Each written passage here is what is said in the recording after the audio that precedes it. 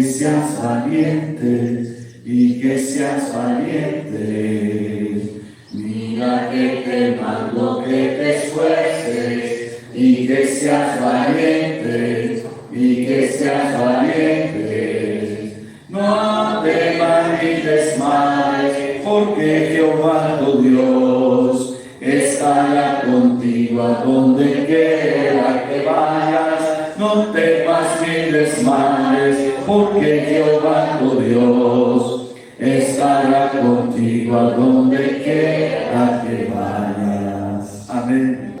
Josué capítulo 22, versículo 10.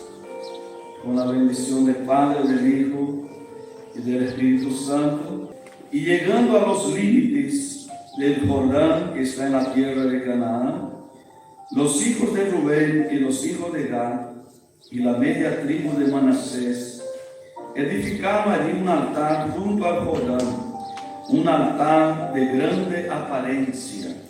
Repita conmigo esa primera parte: un altar de grande apariencia. A Dios nadie engaña, como dice Gálatas 6:7. No se engañes, Dios no puede ser burlado. Que el hombre sembrar, eso también cosechará. Gálatas 6:7 dice: si uno siembra en la carne, cosechará muerte, y si siembra en el Espíritu, cosechará vida eterna. Entonces nuestra vida acá, hermano, es una sembradura para la eternidad. ¿Cómo estamos sembrando nuestra eternidad? Y el pecado de acá nos enseña mucho cómo la congregación, la comunidad, convivir con un pecado oculto.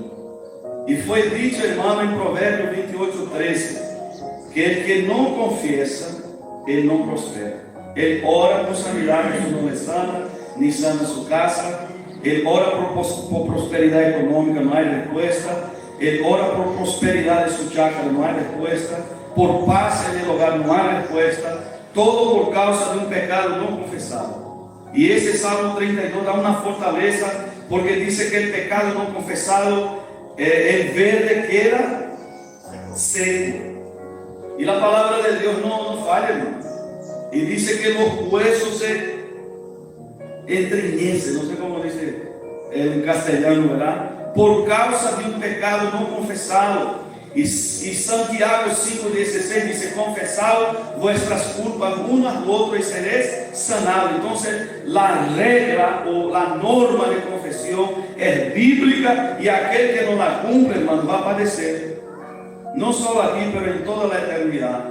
Y vimos cómo Acán murió y pereció con él toda su casa, porque Josué, hermano, es un ejemplo de liderazgo sufridor.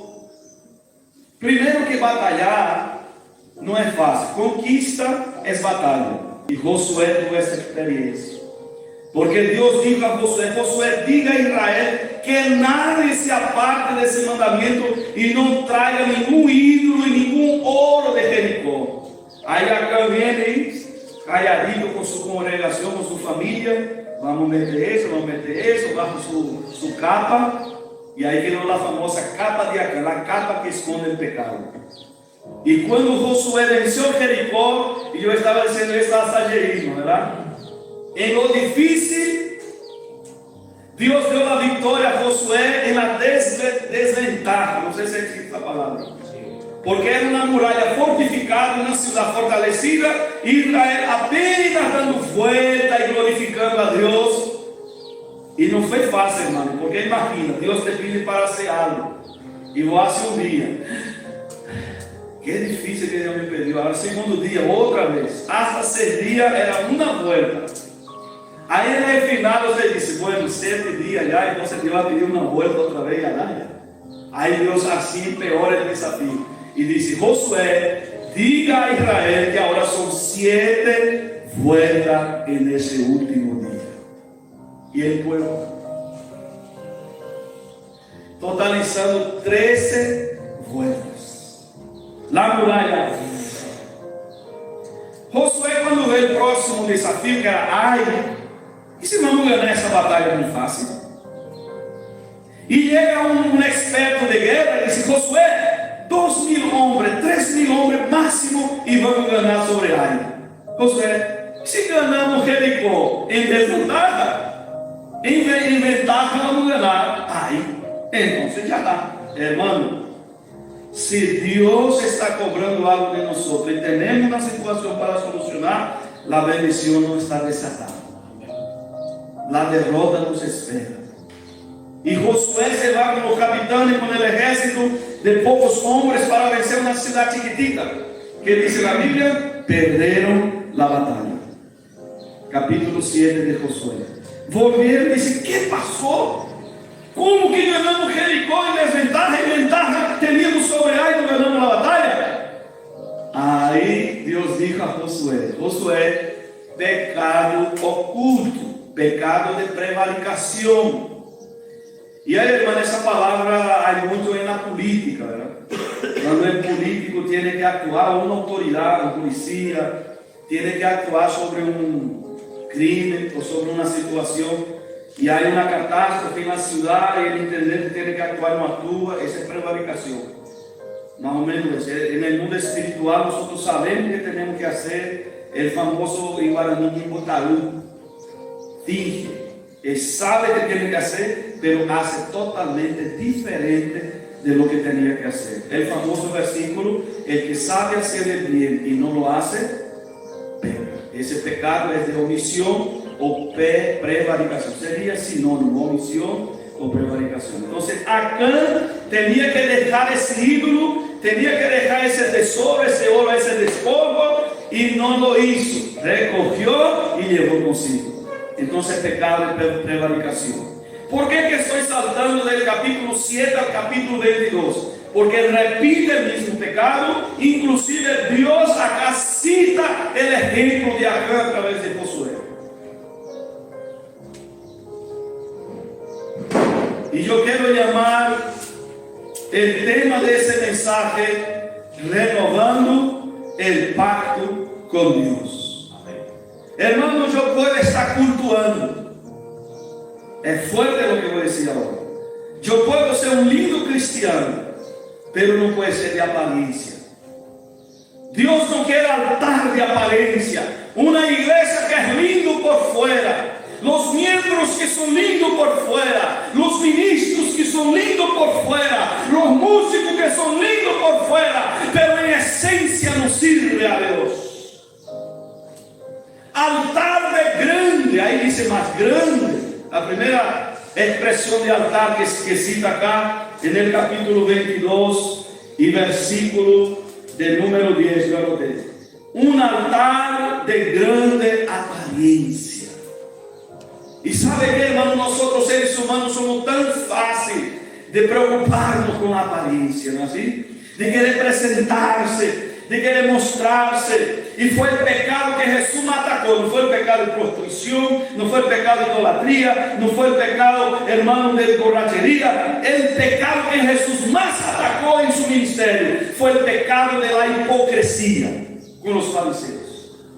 Porque los fariseos, ellos eran profesionales en presentarse bien. Porque primero tenía que aparecer. Imagínense, yo soy un judío, ¿cómo se dice? Un sacerdote, un levita, un maestro de la nación de Israel como Nicodemo. Tenía que me levantar, poner esa ropa, poner todas las indumentarias, los detalles. La barba tenía que estar con aceite, el pelo bien peinado, bien presentado, y llegaba frente a la gente en la plaza, en la primera silla de los acontecimientos, y todo ahí presentable, ¿verdad? ¿Te recuerda algo hoy día?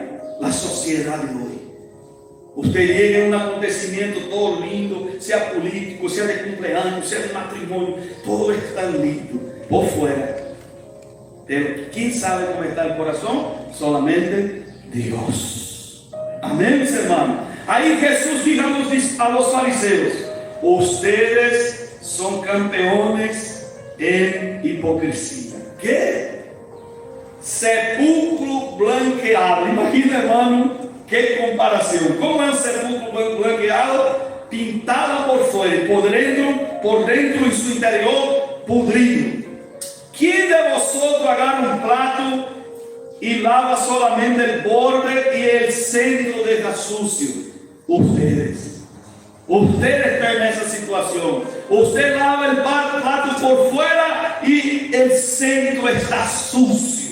Jesús dijo para los fariseos, porque ellos se preocupaban de apariencia, de correr mar a mar, de un lugar a otro distante, para hacer las personas, como se dice, sujetas a condenación 2 veces. La palabra es, ¿verdad? Es del infierno. Porque lo que ellos hacían, hermano, no salvaba. Ese esfuerzo que él estaba haciendo no era de esencia, era de apariencia.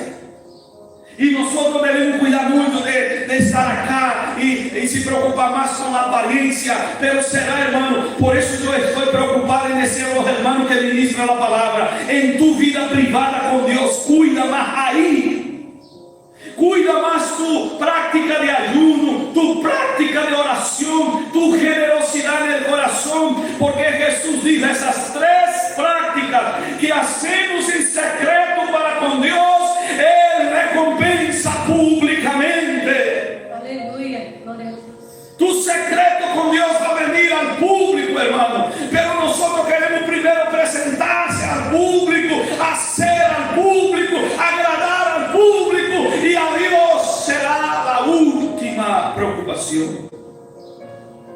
Queremos en un acontecimiento, por ejemplo, cuando hay congreso, cuando hay fiesta, esa es la más grande tentación.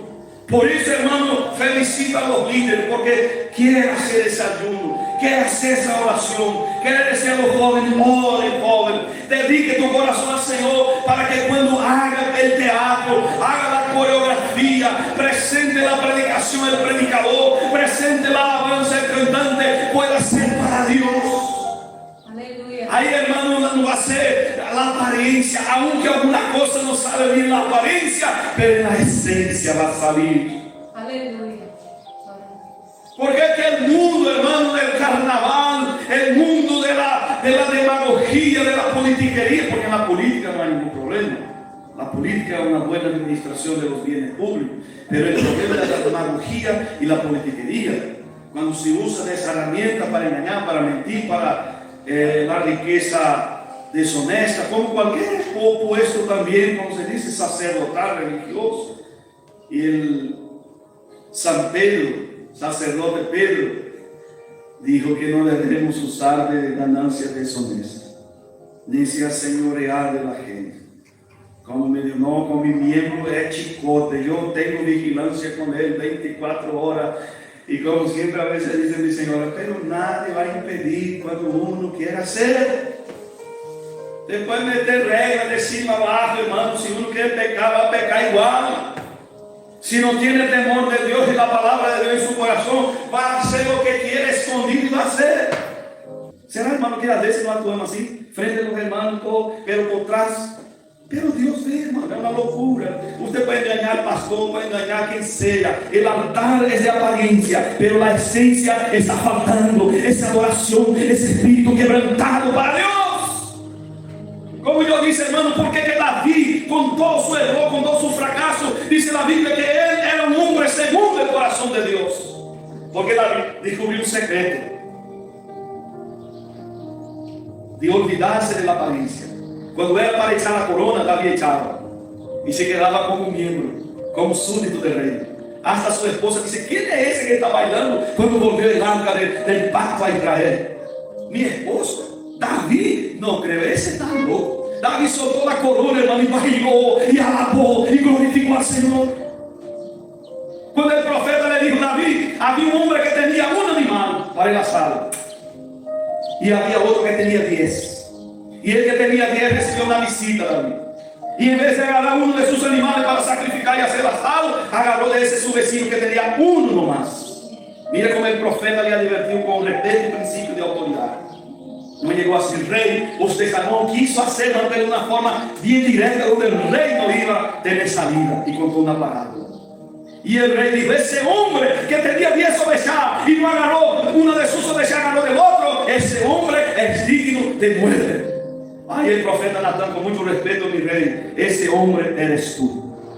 Hermano, para un buen entendedor, para un niño, para un joven, para una mayor que ya está en adultez o de la tercera edad, que tiene su mente en su lugar, hermano, no necesita usted decir, hermano, usted no, para que ella la cancha a tomar, para que la bodega, para que, hermano, nosotros no somos dueños de nadie, cada cual es dueño de sus pies, cada cual es dueño de sus manos, cada cual es dueño de su cuerpo. El pastor no es responsable por acto de nadie, cada uno está haciendo lo que quiera hacer y después va a arrepentirse y capaz que sea tarde de más como Esaú, que lloró lágrimas y no pudo alcanzar el perdón porque ya pasó la oportunidad. No somos dueños de nadie, cada uno es dueño de sus actos. Y David dijo, Señor,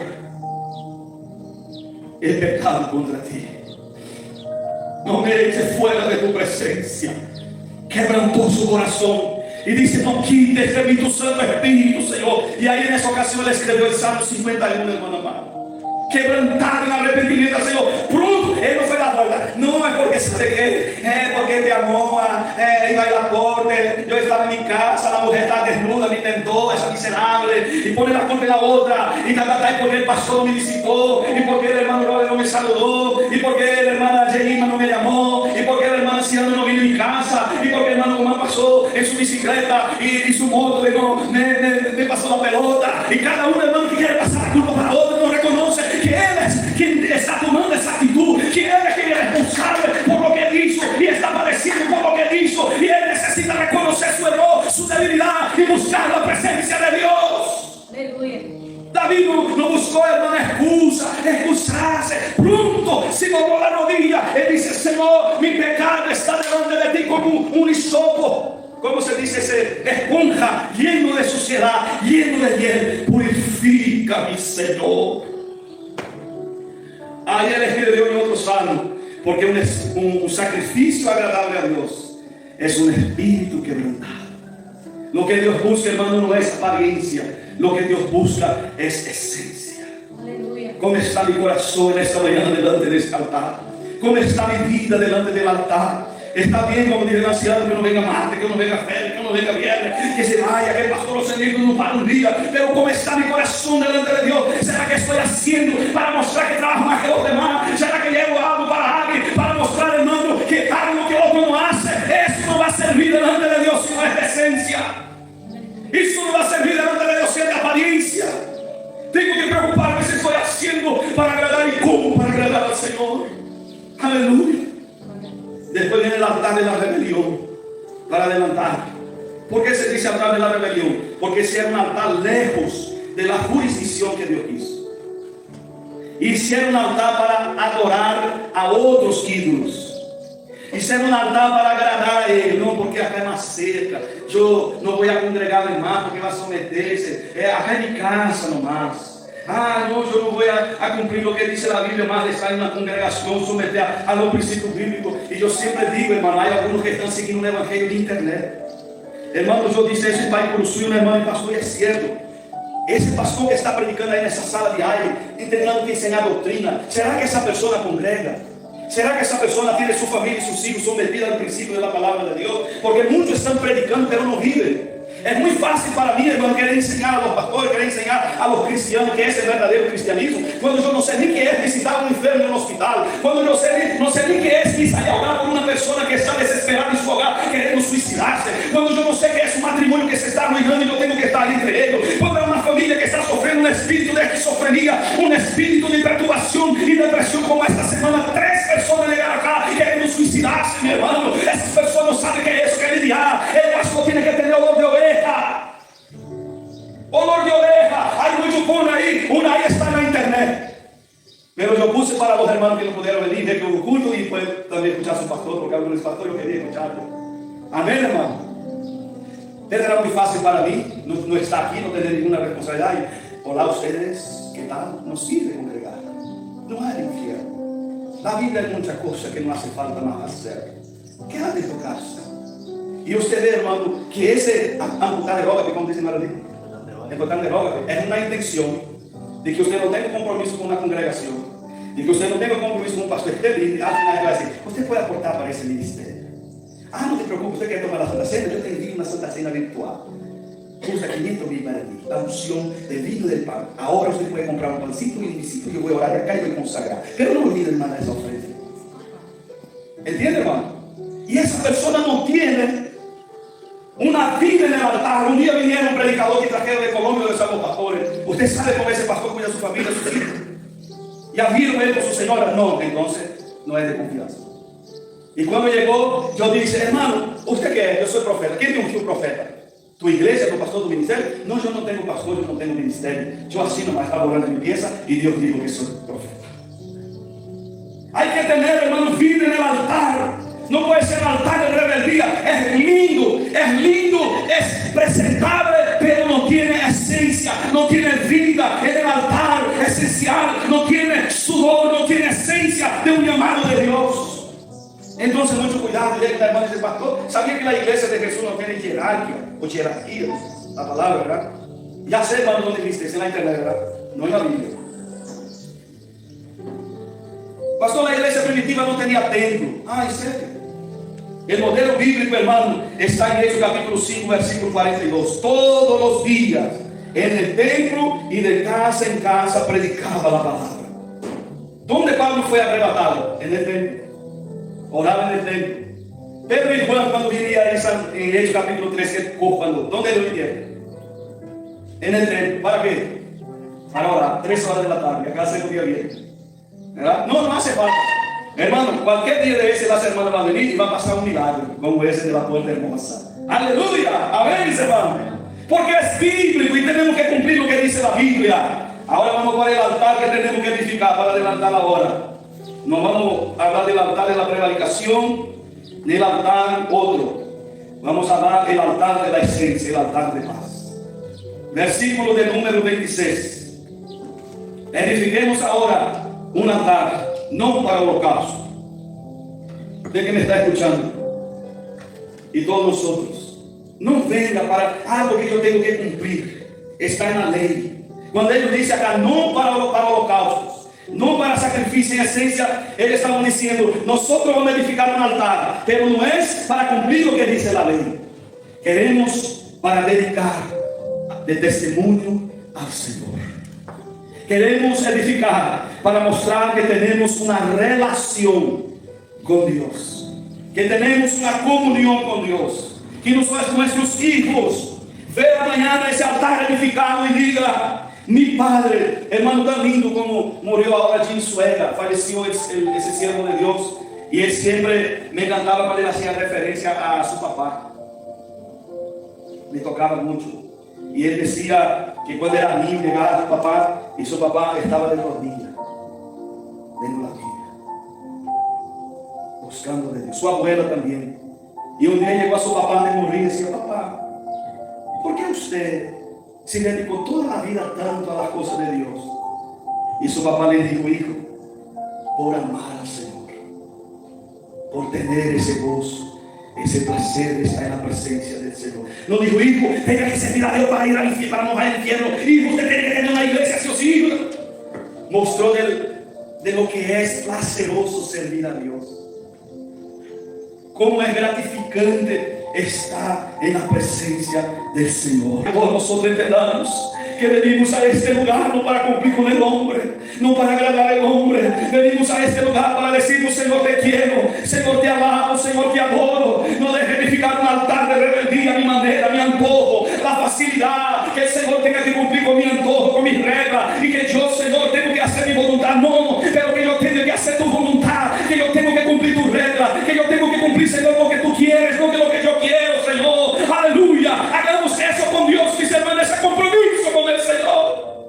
Y demostremos esa grandeza de pasar a los demás ese testimonio que estamos edificando un altar de paz, un altar de celo al Señor, un altar de armonía. Regresemos a esa esencia, que cuando alabemos aquí, alabemos de corazón, no porque tenga una linda voz. Me gusta cuando los hermanos dicen, voy a cantar, hermano, pero yo no tengo una linda voz, pero voy a alabar a Dios. Hermano, yo voy a predicar, pero no sé si va a agradar a los hermanos lo que voy a predicar, pero voy a predicar la palabra de Dios, bajo la unción de Dios, aleluya, porque es para Dios mi ministerio. Yo voy a venir al culto y voy a ofrendar y voy a someter a la palabra, no, pero no es para agradar al pastor, Señor, de todo mi corazón. Aleluya. Porque el Señor no quiere un altar de rebeldía, un altar de conveniencia, un altar de apariencia. Él quiere que edifiquemos un altar de paz. Y mañana mi hijo diga: mi papá fue un siervo de Dios temeroso, dejó huellas por el camino. No es que me decía: hijo, vamos a la iglesia, hija, vamos a la iglesia, y mañana decía: mi papá era por obligación nomás, así nomás, pero no veía que amaba al Señor, porque en el púlpito él decía una cosa y en casa dice otra. Él ora en la iglesia y en casa no ora, lee la Biblia en la iglesia y en casa no senta para leer su Biblia. Amén, hermanos. Busquemos abrir nuestro corazón para eso y dejemos huella de paz, testimonio de paz para nuestras generaciones futuras, en el nombre de Jesús. Y ese aplauso a la palabra de Dios. Que Dios bendiga cada corazón y cada vida. Y la continuación.